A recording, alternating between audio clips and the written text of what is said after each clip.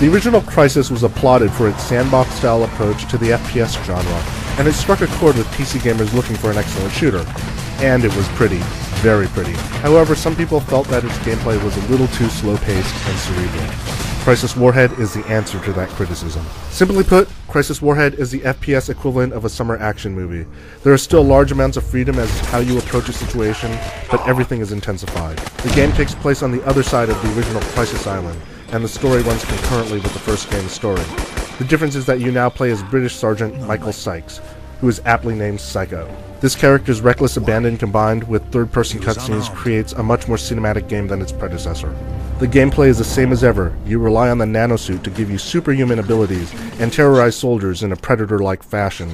However, the game has a much bigger focus on large open battles now.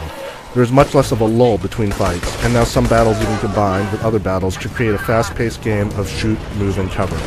The aliens are even tougher than they were in Crysis, so you're encouraged to throw everything you have at them. There's a new submachine gun, anti-tank mines, and my favorite, a 6-shot grenade launcher.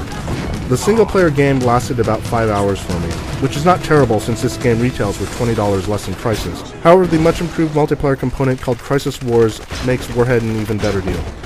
The new maps create a much more traditional team deathmatch experience. All the crazy super-powered ninja-like things that you can do in the single-player also imply a multiplayer. There is sadly only one vehicle map, but what they have is a blast to play. Hopefully Crytek will deliver on their promise to add more maps. By now there's probably one last question on your mind, a question that has always gone with Crysis. Will it melt my computer? Well, you don't have to be afraid because Warhead actually looks better than Crysis and it runs better.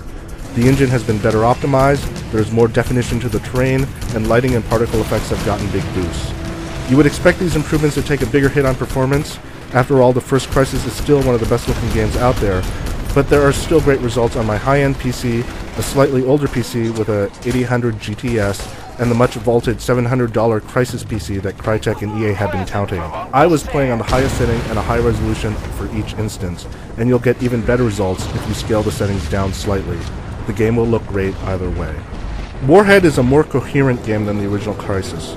The single-player campaign is tight, and the multiplayer finally utilizes the series' strengths.